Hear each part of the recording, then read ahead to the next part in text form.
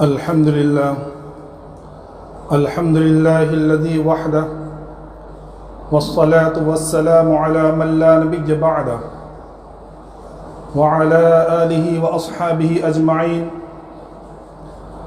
أما بعد فقد قال الله تبارك وتعالى في القرآن المجيد والفرقان الحميد. فأعوذ بالله من الشيطان الرجيم. بسم الله الرحمن الرحيم. وَلَقَدْ آتَيْنَا لُقْمَانَ الْحِكْمَةَ أَنِ اشْكُرْ لِلَّهِ وَمَنْ يَشْكُرْ فَإِنَّمَا يَشْكُرُ لِنَفْسِهِ وَمَنْ كَفَرَ فَإِنَّ رَبِّي غَنِيٌّ حَمِيدٌ. صدق اللہ العظیم. قبل اس کے بعد شروع ہو ایک مرتبہ بلند آواز کے ساتھ درود شریف پڑھ لیں.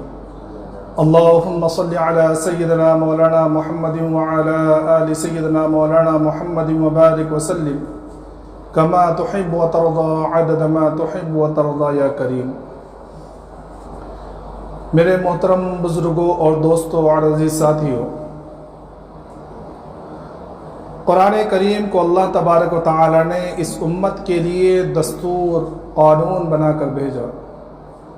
یہ ہمارے لیے رائے ہدایت ہے اور قیامت تک آنے والے ہر فرد کے لیے اس کے اندر زندگی گزارنے کے اصول ہیں. یہ جو آیت میں نے آپ حضرات کے سامنے پڑھی ہیں یہ سورہ لقمان کی آیتیں ہیں.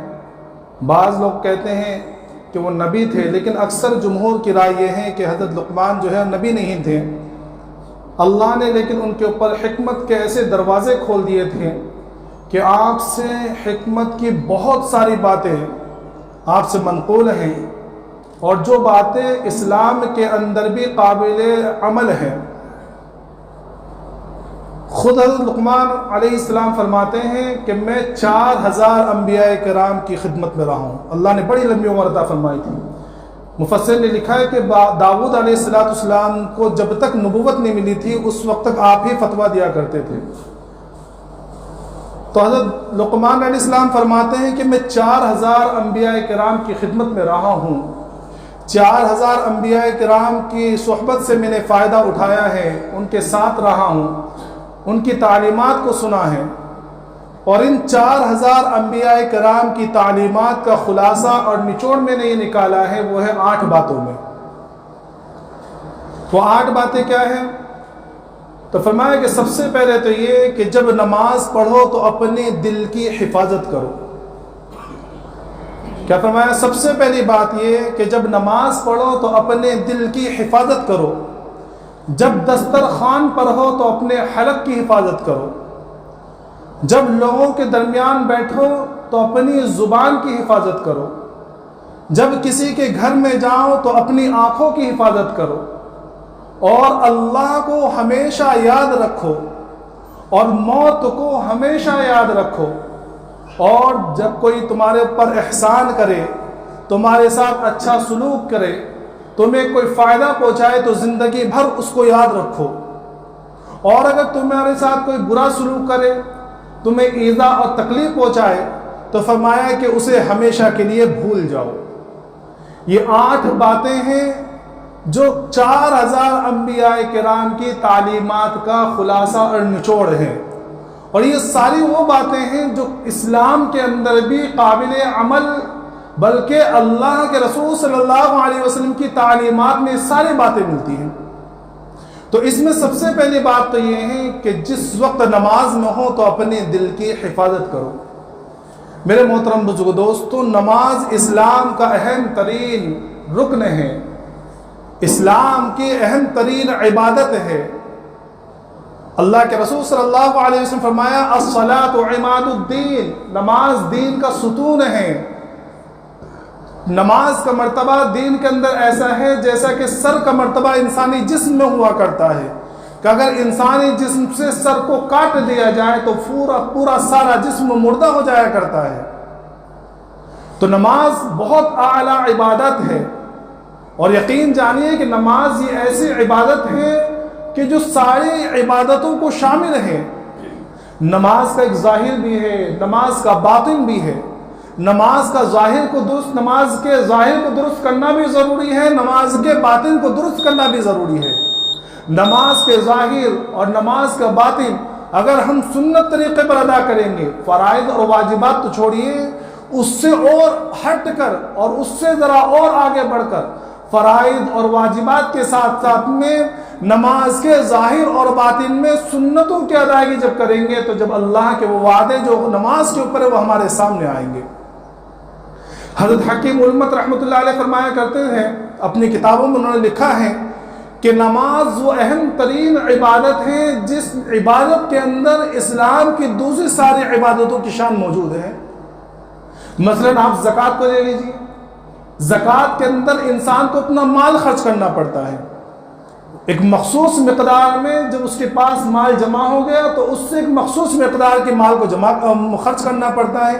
نماز کے اندر بھی انسان کو اپنا مال خرچ کرنا پڑتا ہے۔ کس طرح کہ نماز کے اندر ستر عورت کا چھپانا ضروری ہے، مردوں کے لیے ناف سے لے کر گھٹنوں کے نیچے تک، اور عورتوں کے لیے دونوں ہاتھوں کے ہتھیلیاں اور چہرہ اور دونوں پاؤں کے پنجے چھوڑ کر پورے بدن کو چھپانا یہ فرض ہے۔ اور ظاہر سی بات ہے صدر پوشی کے لیے پیسوں کی ضرورت پڑے گی، کپڑے لینے کے لیے پیسوں کی ضرورت پڑے گی، تو اس میں پیسے خرچ ہوتے ہیں۔ روزہ ہے، اسلام کا رکن ہے، روزے کے اندر انسان جیسے ہی روزہ شروع کیا اس کے اوپر کھانا حرام، پینا حرام، اپنی منقوہ بیوی کے ساتھ اپنی جنسی خواہش کو پورا کرنا حرام۔ بالکل وہی شان نماز کی ہے کہ انسان جو نماز شروع کرتا ہے کہ نماز شروع کرنے کے ساتھ ہی جب وہ اللہ اکبر کہتا ہے، وہ تکبیر تحریمہ کہتا ہے، تو اس کے اوپر کھانا حرام، اس کے اوپر پینا حرام اور اس کے اوپر جنسی خواہش کرنا نماز کے اندر حرام ہو جاتا ہے۔ تو لہذا روزے کی بھی شان پائی جاتی ہے۔ حج ہے، حج کے اندر بیت اللہ کی تعظیم و تکریم ہوتی ہے، بیت اللہ کا طواف ہوتا ہے۔ نماز کے اندر بھی وہی شان ہے کہ نماز کے اندر ہر انسان کے لیے قبلہ رخ ہونا ضروری ہے، وہ ہوائی جہاز میں بیٹھا ہوا ہو یا شپ کے اندر بیٹھا ہوا ہو، وہ اونٹ کے اوپر بیٹھا ہوا ہو یا گاڑی یا ٹرین میں بیٹھا ہوا ہو، قبلے کی طرف رخ کرنا فرض ہے، ضروری ہے۔ تو حج کی شان بھی پائی جاتی ہے، اعتکاف کی شان پائی جاتی ہے کہ اعتکاف کرنے والا شخص جب مسجد میں اعتکاف کی نیت سے آتا ہے تو اب بغیر ضرورت کے وہ مسجد سے باہر نہیں جا سکتا، اس کا پورا وقت مسجد میں ہی لگنا چاہیے۔ اسی طرح ایک نمازی انسان جب نماز پڑھنے کے لیے اللہ اکبر کہتا ہے تو اپنی جگہ سے ہل نہیں سکتا، وہ اپنے چہرے کو، اپنے سینے کو کعبے کی طرف سے پھیر نہیں سکتا، بلکہ اعتکاف کے اندر تو مسجد میں تھوڑا بہت چل بھی سکتا ہے، نماز کے اندر تو جہاں اس نے نماز کی نیت باندھی، جس جگہ باندھی بس وہی کھڑا ہو سکتا ہے۔ تو نماز ایک ایسی عبادت ہے جس عبادت کے اندر اللہ نے جو دوسرے فرائض ادا کیے ہیں ان تمام فرائضوں کی شان نماز کے اندر پائی جاتی ہے۔ اسی طرح جو دوسری مخلوقات کی عبادات ہیں ان تمام مخلوقات کی عبادات بھی نماز کے اندر پائی جاتی ہے۔ مثلا فرشتے ہیں، فرشتوں کے اندر کیا ہے کہ فرشتوں کے لیے کوئی مکمل نماز نہیں ہے، بلکہ فرشتوں کے اندر ترتیب اس طرح ہے کہ فرشتوں کی ایک جماعت صرف قاعدے میں بیٹھی ہوئی ہے، فرشتوں کی ایک جماعت جو صرف قیام کے اندر ہے، فرشتوں کی ایک جماعت صرف رکوع کے اندر ہے، فرشتوں کی ایک جماعت صرف سجدے کے اندر ہے۔ لیکن اللہ تبارک و تعالی نے سارے فرشتوں کی عبادات کو ملا کر نماز کے اندر وہ شان پیدا کر دی کہ تمہیں قیام بھی کرنا ہے، تمہیں قعود بھی کرنا ہے، تمہیں رکوع بھی کرنا ہے، تمہیں سجدہ بھی کرنا ہے۔ دوسری مخلوقات کی عبادتیں ہیں، اس لیے علماء نے لکھا ہے کہ یہ پہاڑ قاعدے کی حالت میں بیٹھے ہوئے ہیں، یہ پہاڑ جو ہیں یہ قاعدے کی حالت میں بیٹھ کر اللہ کی عبادت کر رہے ہیں، درخت جو ہیں یہ قیام کی حالت میں کھڑے ہو کر اللہ کی عبادت کر رہے ہیں، یہ چوپائے جو ہیں یہ رکوع کی حالت میں بیٹھ کر اللہ کی عبادت کر رہے ہیں، اور یہ زمین پر پھرنے والے کیڑے مکوڑے حشرات الارض یہ جو ہیں یہ سجدے کی حالت میں اللہ کی عبادت کر رہے ہیں۔ اللہ تبارک و تعالی نے ساری مخلوق کی عبادت کو جمع کر ایک انسان کی 2 رکعت نماز میں جمع کر دیا۔ یہ معمولی عبادت نہیں ہے، نماز بڑی عظیم الشان عبادات ہے، اور قربان جائیے اللہ تبارک و تعالیٰ کے، اور قربان جائیے اللہ تبارک و تعالیٰ کے کہ اللہ تبارک و تعالیٰ نے یہ ہمیں ایسی عبادت عطا فرمائی ہے کہ جس عبادات کے ذریعے اللہ سے ملاقات ہوتی ہے۔ اس لیے علماء فرماتے ہیں کہ جس وقت بندہ سجدے کی حالت میں ہوتا ہے وہ اللہ کے سب سے زیادہ قریب ہوتا ہے، اور نماز کے ذریعے، نماز تو اللہ نے دی اس لیے ہے کہ نماز کے ذریعے بندہ اللہ سے مانگنے والا بنے۔ صحابہ کرام نے اولیاء کرام نے، اکابرین امت نے 2 رکعت نماز پڑھ کر اپنے مسئلے حل کرائے ہیں۔ تو فرمایا کہ نماز کا ظاہر، نماز کا باطن یہ درست ہونا ضروری ہے۔ تو نماز کے اندر اچھا دوسری چیزیں اور کہ نماز اللہ نے جو دوسری عبادت رکھی ہیں، ان عبادتوں کے اندر کچھ فرائض ہیں، کچھ واجبات ہیں، کچھ سنت موقدہ ہے، کچھ سنت غیر موقدہ ہے، کچھ سنت مستحب ہے۔ اللہ تبارک تعالیٰ نے نماز کے اندر ساری صورتیں رکھ دی۔ نماز کے اندر کچھ فرائض ہیں، کچھ واجبات ہیں۔ نماز کے اندر 6 فرائض ہیں، باہر کے ساتھ، اور اندر کے اندر 6 فرائض اور 51 سنتیں، 14 واجبات اور مستحبات الگ سے۔ یہ ساری چیزیں ایک نماز کے اندر ہیں۔ آدم علیہ السلام سے لے کر حضرت محمد مصطفیٰ صلی اللہ علیہ وسلم تک ہر نبی کے اندر نماز فرض رہی ہے۔ یہ الگ بات ہے کہ صورت شکلیں الگ ہیں، کہیں کچھ نمازیں، کہیں کچھ نمازیں۔ موسیٰ علیہ السلام کی امت پر 2 نماز جو ہے فرض تھی۔ اس امت کو شروع میں 50 دی گئی، بعد میں کم کرتے کرتے 5 دی گئی، اور وہ 5 نمازیں دینے کے بعد اللہ کی طرف سے اعلان ہوا ما یبدل القول لدی وما انا بظلام للعبید، کہ اے میرے محبوب کی امتی ہو، تم نماز 5 ٹائم کی پڑھو گے، ثواب 50 ٹائم کا دوں گا۔ نماز ہے، یہ اہم ترین عبادت ہے، لیکن افسوس کہ آج جتنی غفلت اس امت کے اندر نماز کے تعلق سے، دوسری عبادت کے تعلق سے نہیں۔ تقریباً 90% مسلمان بے نمازی ہے۔ 90% مسلمان، جو 10% مسلمان ہیں، ان 10% کے اندر بھی 5% وہ لوگ ہیں جو گھروں کے اندر نماز پڑھ لیتے ہیں۔ صرف 5% جو ہے وہ نماز با جماعت ادا کرنے کا اہتمام کرتے ہیں۔ ان 5% نمازیوں میں سے بھی 2% نمازیوں کی نماز درست ہے۔ اب سوچو کہ 100% کے اندر سے 2% لوگ ایسے ہیں جو صحیح طریقے سے اللہ کی اس اہم ترین عبادت کی ادائیگی کرتے ہیں، اور پھر ہم اللہ سے شکوہ کرتے ہیں کہ اللہ حالات آ رہے ہیں۔ حالات کیسے نہیں آئیں گے؟ حالات کیسے نہیں آئیں گے جب اللہ کی مقرر کی ہوئی سب سے اہم عبادت، جس عبادت کے بارے میں حضرت عمر فاروق رضی اللہ تعالیٰ نے ایک لیٹر لکھا اور ایک فرمان جاری کیا، اور اپنے پوری سلطنت کے اندر سارے گورنروں کو بھیج دیا۔ مشکات شریف میں اس کا مضمون ہے، فرمایا لکھا کہ دیکھو جو شخص نماز کی پابندی کرے گا میں اس کے تعلق سے مطمئن ہوں، وہ سارے فرائض کو صحیح طریقے سے ادا کرے گا، اور جو نماز کے اندر کوتاہی کرے گا وہ سارے امور کے اندر کوتاہی کرے گا۔ اس لیے آپ دیکھ لیجئے کہ جو صحیح طریقے سے نماز پڑھنے والا شخص ہوگا وہ نہ حقوق اللہ کے اندر غبن کرے گا، نہ حقوق عباد کے اندر غبن کرے گا۔ یہ جو ہم لوگ کہتے ہیں نا کہ یار نمازی ہو کر یہ حرکت کرتا ہے، نمازی بنا پھرتا ہے اور نمازی پڑھ کے، اصل مسئلہ یہ نہیں ہے وہ نمازی نہیں ہے، وہ اصل میں اس کی نماز ہی درست نہیں ہے۔ ورنہ جس کی نماز درست ہو اور نماز درست ہونے کے بعد وہ چوری کرے، کبھی نہیں ہو سکتا۔ نماز درست ہونے کے بعد اور نماز کا پابند ہونے کے بعد وہ زنا کرے، کبھی نہیں ہو سکتا۔ نماز درست ہو اور نماز کو صحیح طریقے سے ادائیگی کرنے والا ہو اور اس کے بعد وہ جھوٹ بولے، کبھی نہیں ہو سکتا، کیونکہ قرآن کا اعلان ہے ان الصلاۃ تنہی عن الفحشاء والمنکر، کہ نماز تو انسان کو برائیوں سے، بے حیائی سے، فحش باتوں سے روکتی ہے، اور قرآن نعوذ باللہ کبھی جھوٹا نہیں ہو سکتا۔ تو قرآن کا فرمان برحق ہے، اللہ کے رسول کا فرمان برحق ہے، کمی ہماری نمازوں کے اندر ہے۔ تو نماز کا ظاہر کیا ہے؟ نماز کا ظاہر یہ ہے کہ اس کے فرائض صحیح طریقے سے ادا کرنے والے بنے، اس کے واجبات کو سیکھے، اس کی سنتوں کو سیکھے، کہ نماز کی ادائیگی کرنے والے بنے، نماز کے پابندی کرنے والے بنے۔ شیخ سعدی رحمۃ اللہ علیہ فرمایا کرتے تھے، آپ کے اقوال کے اندر لکھا ہے کہ جو وہ شخص بے نمازی ہو اس کو کبھی قرض نہ دو، جو اللہ کا فرض ادا نہیں کر سکتا تمہارا قرض کیا ادا کرے گا؟ سمجھ میں آ رہا ہے؟ تو نماز کا ظاہر بھی ہے اور نماز کا باطن بھی ہے۔ نماز کا باطن کیا ہے؟ جس کو حضرت لقمان علیہ السلام نے اپنے قول کے اندر فرمایا کہ جب نماز میں ہو تو اپنے دل کی حفاظت کرو۔ کیا مطلب ہے؟ کہ جس وقت تم نماز پڑھنے آ رہے ہو تو نماز پڑھتے ہوئے اپنے دل کی حفاظت کرنا ہے، اور حفاظت کرنے کا مطلب یہ ہے کہ کیسی نماز پڑھنی ہے؟ ان تعبد اللہ کانک ترا، کہ اللہ کی عبادت اس طرح کرنا جیسے تم اللہ کو دیکھ رہے ہو۔ یہ سب سے اعلیٰ درجہ ہے۔ کہ جس وقت تم نماز پڑھ لو اس وقت تمہارا ذہن یہ کہے اور تمہارے دل کے اندر یہ خیال ہو کہ نہیں میں اللہ کو دیکھ رہا ہوں. اور ظاہر سی بات ہے کہ اگر دنیا کے چھوٹے سے چھوٹا معمولی حاکم ہو اور چھوٹے سے چھوٹا گورنر ہو، اگر وہ ہمیں یہ یقین ہو کہ وہ سامنے بیٹھا ہو تو اس کے سامنے ہم کیسے کھڑے ہوتے ہیں؟ کبھی اس کے سامنے اس کے خلاف ادب کام تھوڑی کرتے ہیں، کبھی وہ ہم سے مخاطب ہو تو ہم ادھر ادھر نظر تھوڑی کرتے ہیں. وہ احکم الحاکمین، جو سارے حاکموں کا حاکم ہیں، جو سارے حکمرانوں کا حکمراں ہیں، جو شہنشاہ اعلیٰ ہے، اور جس سے بڑا کوئی حاکم نہ ہو سکتا ہے، اس کے سامنے ہم کھڑے ہوں اور ہمارا دل و دماغ کہیں اور ہو، یہ کیسے ہو سکتا ہے؟ تو نماز میں دل کی حفاظت کرنا ہے.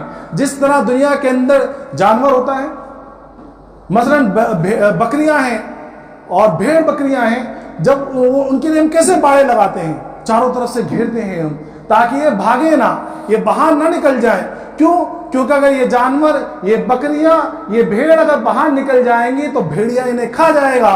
بالکل یہی عمل نماز کے اندر ہے کہ اگر نماز کے اندر ہم نے اپنے دل کی حفاظت کی اور اس دل کو صحیح طریقے سے اللہ سے لگائے رکھا اور اللہ کا استحضار ہمارے سامنے ہو تو نماز ہوگی. ورنہ جہاں اللہ کا استحضار ختم ہوا اور ہمارا دل و دماغ کہیں اور چلا گیا، فوراً شیطان اچک لیتا ہے. جس طرح بھیڑیا بکریوں کو اور بھیڑ کو اچک لیتا ہے، اس طرح شیطان نماز کو اچک لیتا ہے. اور بندہ پھر نماز کے لیے کھڑا ہوا، اللہ اکبر کہا اور نماز ختم ہو گئی، پتہ ہی نہیں چلتا کہ وہ کب نماز کے لیے کھڑے ہوئے کب نماز ختم ہو گئی. اور یہ قیامت کی نشانیوں میں سے اللہ کے رسول صلی اللہ علیہ وسلم فرمایا کہ قیامت کے موقع پر سب سے پہلی چیز جو اٹھائی جائے گی وہ نماز سے خشوع ہوگا. آج دیکھ لیجئے ہمارا حال کیا ہے کہ پوری مسجد کے اندر ایک آدھ شخص ہوگا جس کو شروع سے لے کر آخر تک نماز میں لگا ہوا ہوگا، جس کا دل اور دماغ نماز میں ہوگا. ورنہ ہم سارے نماز کے لیے کھڑے ہوتے ہیں، کبھی یہ خیال آ رہا ہے، کبھی وہ خیال آ رہا ہے، کبھی دکان کا، کبھی کاروبار کا، کبھی اس کا، کبھی اس کا. عجیب ماحول. ایک لطیفہ لکھا ہے نا کہ ایک مرتبہ جو ہے نماز کے لیے امام صاحب کھڑے ہوئے اور کھڑے ہونے کے بعد 4 رکعت والی نماز تھی، اور 4 رکعت والی نماز کو جب شروع کیا تو 3 رکعت میں سلام پھیر دیا. سارے لوگ، کسی کو پتہ ہی نہیں ہے. پیچھے سے ایک شخص کھڑا ہوا کہ مولانا امام صاحب آپ نے صرف 3 رکعت پڑھا ہیں. اب سارے لوگ خوش کہ بھئی کوئی تو ہے. تو امام صاحب کھڑے ہوئے کہ ہاں بھائی غلطی ہو گئی ہوگی، 4 رکعت نماز پڑھائیں. نماز پڑھنے کے بعد سارے لوگ مبارکباد دے رہے کہ بھئی کیا بات ہے کہ پوری مسجد کے اندر صرف ایک تم شخص تھے جس کو معلوم تھا کہ بھئی 4 رکعت نہیں 3 رکعت ہوئی، وجہ کیا ہے؟ آخر ایسا خوش و خضوع تمہیں کیسے حاصل ہوا؟ تو وہ کہنے لگا کہ بھئی ساری یہ بات نہیں ہے، بات یہ ہے کہ میری 4 دکان ہیں. امام صاحب جو نماز پڑھاتے ہیں میں ہر رکعت میں ایک دکان کا حساب کرتا ہوں، 3 دکان کا حساب ہوا تو نماز ختم ہو گئی، تو مجھے پتہ چلا کہ میں 3 رکعت ہوئی تھی. یہ ہمارا حال چل گیا کہ نماز پڑھتے دل و دماغ بالکل غائب. لکھا ہے واقعہ کہ ایک مرتبہ جو ہے ایک شخص نماز پڑھ رہا تھا تو وہ مجنون ہے نا، لیلا مجنون والا قیس، تو یہ مجنون جو ہے اس نمازی کے سامنے سے گزر گیا. تو وہ نمازی جو ہے فوراً نماز ختم ہونے کے بعد اس کے پیچھے دوڑا کہ تجھے شرم نہیں آتی، میری نماز خراب کر دی اور تو میرے سامنے سے گزر گیا. تو وہ مجنون کہنے لگا کہ جا دوبارہ نماز پڑھ. کہا کہ اچھا ایک تو گڑبڑ کری کہ میری نماز توڑ دی اور اب مجھ سے کہہ رہے نماز پڑھ، کہ تجھے خیال نہیں آیا کہ میں نماز پڑھ رہا ہوں. تو اس مجنون نے بڑی پیاری بات کہی. اس مجنون نے کہا کہ میں عشق مجازی میں مبتلا ہوں، دنیا کے فانی عشق نے مجھے اس طرح غرق کر رکھا ہے کہ مجھے تو نہ دکھا، اور تو نماز میں کیسا مشغول ہے کہ اللہ سے باتیں کر رہا تجھے میں دکھ گیا. سمجھ میں آ رہا ہے؟ تو آج ہماری نماز ایسی ہوتی ہے کہ نماز میں دل نماز پڑھنے پتہ نہیں کہاں. اچھا ایک چیز اور ہے، دیکھو اللہ رب العزت نے اس امت کے اوپر بڑی آسانی کر رکھی ہے. 2 چیزیں ہوتی ہیں، ایک ہوتی ہے اختیاری چیز، ایک ہوتی ہے غیر اختیاری چیز. ایک ہوتا ہے دل کا لگنا اور ایک ہوتا ہے دل کا لگانا. سمجھ میں آ رہا؟ دل کا لگنا اور دل کا لگانا. ہم لوگ کس کے پیچھے پڑے ہوئے؟ دل کے لگنے کے پیچھے. دل نہیں لگتا نماز میں، کھڑے ہوتے دھیان ادھر بھاگ رہا ہے ادھر بھاگ رہا ہے، سمجھ میں نہیں آتا. یہ ہے غیر اختیاری چیز، یہ ہمارے اختیار میں نہیں ہے. اس کے یہ غیر اختیاری چیز کے اوپر پکڑ نہیں ہے. سمجھ میں آ رہا ہے؟ ایک یہ ہے کہ دل لگے نہیں رہا ہے، بندہ نماز کے لیے کھڑا ہوا، وہ بار بار ذہن لا رہا ہے کہ میں نماز میں ہوں، میں اللہ کو دیکھ رہا ہوں یا کم از کم اللہ مجھے دیکھ رہا ہے، لیکن تھوڑی دیر نماز میں گزری پھر ذہن ادھر چلا گیا، پھر ذہن ادھر چلا گیا. تو یہ ہے دل کا لگنا، یہ غیر اختیاری چیز ہے کہ دل نہیں لگ رہا. اور ایک ہے دل کا لگانا جو مطلوب ہے کہ ہمیں نماز میں دل لگانا ہے. جب ہم دل لگانے کے اوپر محنت کریں گے تو دل لگنا شروع ہو جائے گا. مثلا ہم نماز میں کھڑے ہوئے, اب ہمارا ذہن ادھر ادھر بھٹک رہا ہے, تو ہم نماز میں جب ذہن ادھر ادھر بھٹک رہا ہے تو اس بھٹکے ہوئے کو واپس لاؤ. ایسے نہیں کہ جب ذہن بھٹک رہا ہے تو ہم اور بھٹکا رہے ہیں.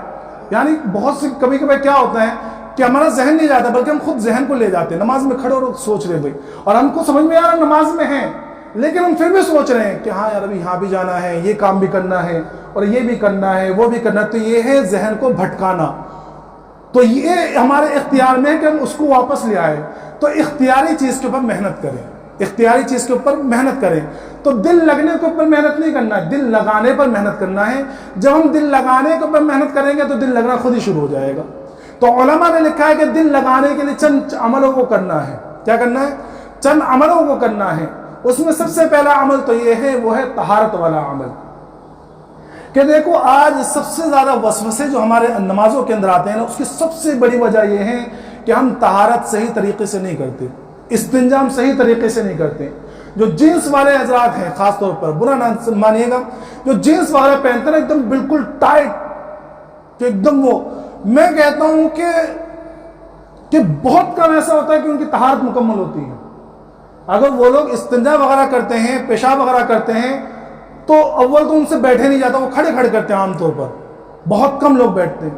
اگر بیٹھ کے پورا اتار کے کر رہے تو بات الگ ہے, ورنہ جیسے ایک دو ٹانگوں پہ بیٹھ کے عام طور پہ کرتے استنجا خانے میں, تو اس طریقے پر اگر کوئی جینس ٹائٹ پہنا ہوا اور وہ استنجا کرے تو اس کے استنجا کبھی صحیح طریقے سے نہیں ہوگا. وہ جب بھی کھڑا ہوگا اسے ایک نہ ایک قطرہ گر جائے گا. اور یہ آج بہت زیادہ آتے ہیں لوگ مسئلے پوچھنے کے لیے, حضرت کیسے کریں. اس کی سب سے بڑی وجہ یہ ٹائٹ جینسوں کا پہننا ہے.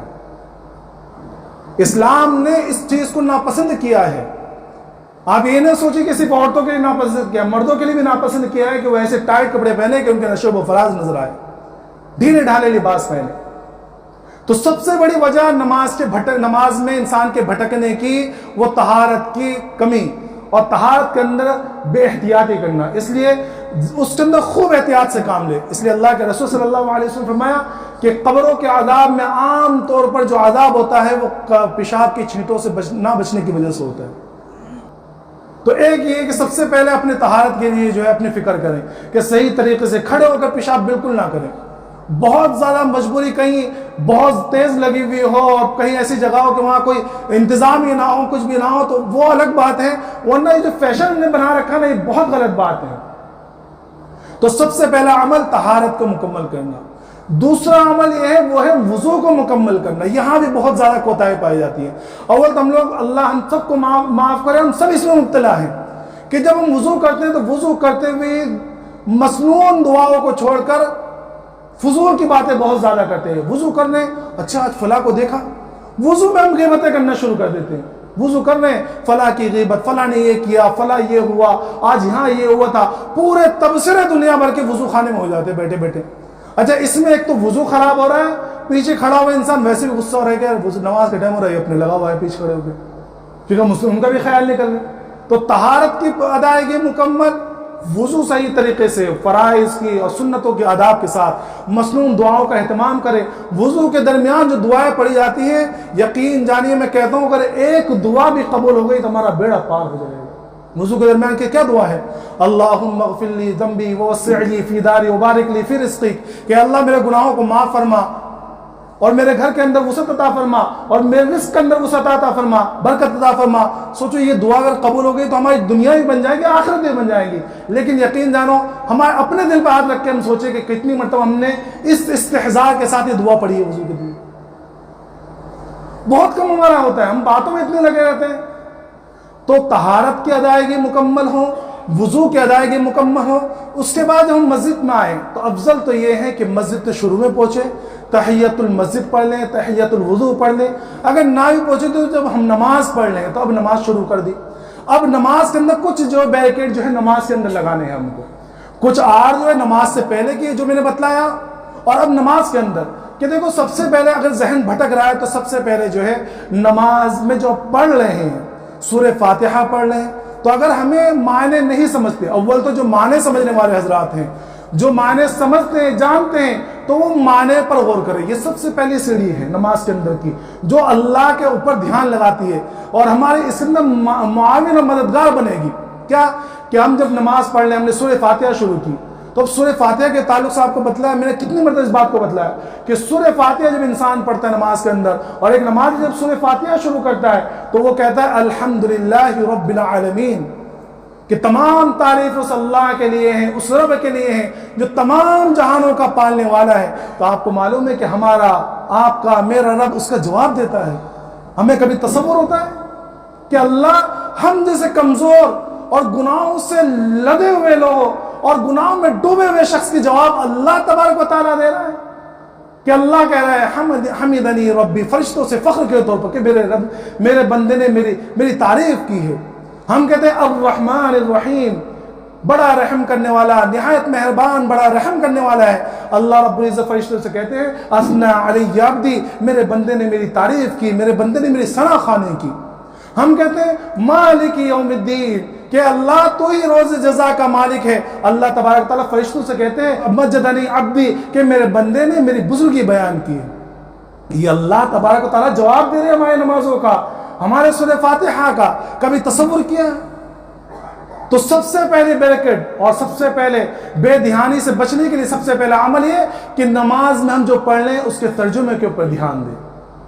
اور ظاہر سی بات ہے کہ ترجمہ جب دھیان دیں گے جب ترجمہ معلوم ہو، اور ترجمہ جب معلوم ہوگا جب سیکھنے کی کوشش کریں گے۔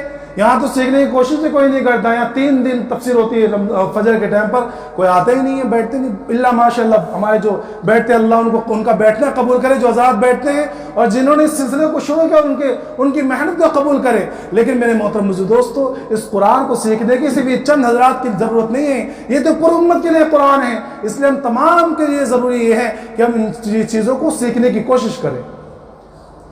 دوسری چیز یہ ہے کہ اگر ہمیں ترجمہ نہیں معلوم تو ان الفاظوں کے اوپر دھیان دو، کہ یہ تو ہم کو معلوم ہے کہ ہم سورہ فاتحہ پڑھ لیں، تو ہمارا ذہن یہ ہو کہ نہیں میں بھی سورہ فاتحہ پڑھ رہا ہوں، الحمدللہ رب العالمین کہہ رہا ہوں، الرحمن الرحیم کہہ رہا ہوں، مالک یوم الدین پڑھ رہا ہوں، یہ اس طرح دھیان دے۔ یہ دوسری چیز، یہ دوسری آڑ ہے، یہ اور دوسری سیڑھی۔ جب ہم یہ کرنے لگیں گے تو اور ہمارا ذہن، اس کے بعد جو ہے تیسری چیز یہ ہے کہ اگر یہ بھی نہ کر سکے، ہمارا ذہن یہاں بھی بھٹک رہا ہے، تو ہم جس رکن میں ہوں اس رکن کا خیال کریں۔ مثلا قیام میں کھڑے ہیں تو ہمیں یہ ذہن میں ہو کہ میں ابھی قیام میں ہوں، میں اللہ کے سامنے ہاتھ باندھ کے کھڑا ہوا ہوں، میں اللہ کے سامنے اپنے عاجزی پیش کر رہا ہوں، میں اللہ کے سامنے اپنی درخواست پیش کر رہا ہوں۔ رکوع میں ہوں تو یہ ذہن میں ہو کہ میں رکوع میں اللہ کے سامنے جھکا ہوا ہوں۔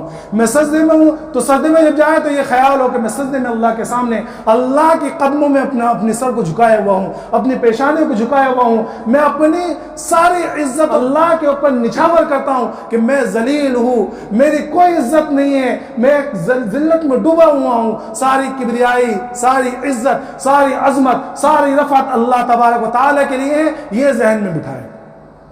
تو اگر یہ عمل ہم کریں گے تو انشاءاللہ ذہن بٹکے گا، لیکن ہم جب اس کی مشق کریں گے کہ نہیں میں یہ کر رہا ہوں، میں نماز کے اندر دھیان دوں گا، میں اللہ کو دیکھ رہا ہوں یا کم از کم اللہ مجھے دیکھ رہا ہے، جب اس طرح محنت کریں گے ہم تو آہستہ آہستہ آہستہ ہماری نمازیں وہ جائیں گی جس میں دل لگنے لگے گا۔ پھر کیا ہوگا؟ پھر نماز میں دل لگے گا، پھر نماز میں لذتیں آئیں گی، وہ نماز سے پھر محبت ہوگی، پھر باپ کو اٹھانا نہیں پڑے گا، گھر میں اٹھانا نہیں پڑے گا، اور کسی کی منت سماجت کرنی نہیں پڑے گی، بندہ خود انتظار کرے گا کہ کب نماز کا وقت ہوگا۔ اور جس وقت ہمارا معمول یہ بن جائے کہ ہم نماز کے انتظار میں رہے تو پھر ہماری آخرت کا اللہ نے پروانہ اور اللہ کے رسول نے اعلان کر دیا، فرمایا کہ دیکھو جو شخص ایک نماز کے بعد دوسرے نماز کے انتظار میں رہتا ہے کل قیامت میں وہ اللہ کے عرش کے نیچے ہوگا۔ یہ معمولی بات ہے، اور یہ کب ہوگا؟ جب نماز میں دل لگے گا۔ آج ہم نماز سے کیوں بھاگتے ہیں؟ کیونکہ ہمارا نماز میں دل لگتا ہی نہیں ہے۔ ہم تو یہ سوچتے ہیں کہ بھئی امام صاحب جتنی چھوٹی سورہ پڑھے اتنا اچھا ہے، کیونکہ نماز میں دل لگے، بھاگنا ہے فوراً۔ شیطان پیچھے کھڑا ہوا، اس کے اوپر ساری باتیں، تیرا یہ کام بھی ہے، تیرا یہ کام باقی ہے، تیرا شیطان پورا پیچھے سے پورا زور لگاتا ہے، کیونکہ شیطان تھوڑی چاہے گا کہ اتنی اہم عبادت اللہ کی جو ہے، اتنی اہم عبادت جو ہے بندہ صحیح طریقے سے پورا کر لے۔ اور میرے محترم دوستو، جب ہم نماز صحیح طریقے سے پڑھیں گے اور نماز وہ والی ہو جائے گی جیسی مطلوب ہے، تو پھر اللہ کے رسول صلی اللہ علیہ وسلم نے 5 وعدے فرمائے۔ کیا فرمائے؟ 5 وعدے کہ دیکھو جو شخص صحیح طریقے سے نماز پڑھتا ہے تو اس کو اللہ کی طرف سے دنیا کے اندر 5 طریقے سے اس کا اکرام کیا جاتا ہے، 5 طریقے سے اللہ اس کا اعزاز فرماتے ہیں۔ کیا؟ سب سے پہلی چیز کیا کہ رزق کی تنگی اس سے اٹھا لی جاتی ہے، سب سے پہلی چیز۔ اور آج سب سے زیادہ پریشان امت اسی پہ ہے۔ ہر انسان کے زبان پہ یہ لفظ ہے کہ کیا کھائیں کیا کمائیں، سمجھ میں نہیں آتا، پورا مہینہ سمجھ میں نہیں آتا کہاں پیسے چلے گئے۔ رزق بندھا ہوا ہے، اور میرے دوستو رزق بندھا ہوا نہیں ہے، ہم نے باندھ دیا ہے، ہم نے خود وہ لگا دیا کہ ہمیں رزق نہیں چاہیے، ورنہ اللہ کی طرف سے تو اعلان ہے نماز کی پابندی کرو رزق میں دوں گا۔ تو اللہ کے رسول صلی اللہ علیہ وسلم فرمایا جو نماز کی پابندی کرتا ہے سب سے پہلے رزق کی تنگی اٹھا لی جاتی ہے۔ دوسری چیز، مرنے کے ساتھ قبر، اس کے اوپر قبر کی سختی ہٹا لی جاتی ہے، قبر کی سختی ہٹا لی جاتی ہے، اس کے لیے قبر جو ہے عیش و آرام کی جگہ بن جاتی ہے، اور قیامت کے اور اس کے بعد جو ہے اس کے جو ہے قبر کے سوالات اس کے اوپر آسان ہو جاتے ہیں۔ جب وہ قیامت میں اٹھے گا تو سارے لوگ پریشانی کے عالم میں ہوں گے، وہ بے نیاز ہوگا۔ کیوں پریشان ہوں گے کہ بھئی نام اعمال دائیں ہاتھ میں ملتا ہے کہ بائیں ہاتھ میں ملتا ہے؟ لیکن فرمایا کہ جو نمازوں کی پابندی کرے گا اس کا نام اعمال اس کے دائیں ہاتھ میں دیا جائے گا اور لوگوں کو دکھاتے ہوئے پھرے گا، اور اللہ کی طرف سے اس کے اوپر اعزاز ہوگا، اللہ اس کے اوپر خوش ہوں گے۔ یہ اللہ کی طرف سے وعدے ہیں، اللہ کے رسول صلی اللہ علیہ وسلم نے بتلایا ہے۔ تو نمازوں کی پابندی، نماز کے اندر اس کا ظاہر بھی درست کرنا، باطن بھی درست کرنا، صحابہ کرام نے محنتیں کی نماز کے اوپر، اکابرین امت نے نمازیں پڑھی ہیں، پڑھ کے دکھائے ہیں کہ دیکھو نماز سے ایسے مسئلے حل ہوتے ہیں، نماز سے ہم نے یہ کیا، نماز پڑھی بارشیں برسائی ہیں، صحابہ کرام نے نماز پڑھی، اللہ سے دعا کری، اللہ نے بارش برسا دی۔ تو نماز وہ اہم ترین عبادت ہے، نماز وہ عبادت ہے جو جب اللہ کے رسول صلی اللہ علیہ وسلم نے صحابہ کرام کو بتلایا کہ نماز دی گئی اللہ کی طرف سے، صحابہ کرام کی خوشی کا ٹھکانہ نہیں تھا کہ ہائے ہم تو اللہ سے 5 مرتبہ اللہ سے ملاقات کریں گے۔ اس لیے تو اللہ کے رسول صلی اللہ علیہ وسلم نے فرمایا الصلاۃ معراج المؤمن، کہ نماز مومن کی معراج ہے۔ کیا ہے؟ نماز مومن کی معراج ہے۔ اس لیے میرے محترم دوستو نماز کا اہتمام کریں، نماز کا اہتمام کریں گے اللہ سارے حالات کو درست کرے گا، دنیاوی حالات، دنیاوی اعتبار سے بھی اور آخرت کے اعتبار سے بھی جو بھی حالات آئیں گے اللہ تبارک تعالیٰ نماز سے درست کرے گا۔ کیونکہ قرآن کے اندر خود فرمایا یا ایھا الذین آمنوا استعینوا بالصبر والصلاۃ، کہ ایمان والو اللہ سے مدد چاہو، کس کے ذریعے؟ صبر کے ذریعے اور نماز کے ذریعے، کہ جو بھی حالات آ جائے، دنیاوی اعتبار سے بھی آ جائے یا آخرت کے اعتبار سے بھی آ جائے، تو جب نماز میں ہو تو اپنے دل کی حفاظت کرے۔ اللہ تبارک تعالیٰ ہم نے جو ہے نماز کو صحیح طریقے سے اس کے فرائض، واجبات اور سنن اور مستحبات کے ساتھ ادا کرنے کی توفیق عطا فرمائے۔ وآخر دعوانا ان الحمد للہ رب العالمین۔